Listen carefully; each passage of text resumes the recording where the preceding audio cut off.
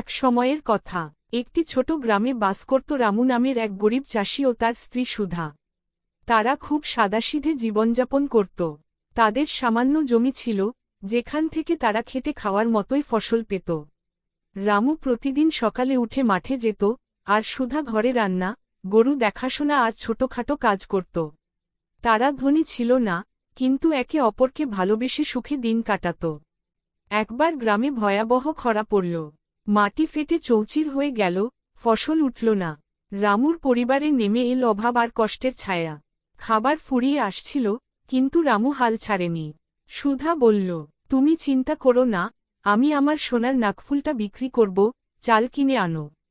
তুমিই আমার আসল গয়না। রামুর চোখে জল চলে এল। সে ভাবল, এমন ভালোবাসা পেলে মানুষ সব অভাব ভুলে যেতে পারে। পরদিন রামু শহরে গিয়ে সুধার গয়না বিক্রি করে চাল, ডাল ও কিছু বীজ কিনে আনল। সেই বীজ পরের মৌসুমে লাগিয়ে সে আবার ফসল ফলাতে সক্ষম হল। ধীরে ধীরে তাদের জীবন আবার স্বাভাবিক হয়ে উঠল। তারা বুঝে গেল, ধন সম্পদ নয়, ভালোবাসা আর বিশ্বাসী জীবনের সবচেয়ে বড় সম্বল।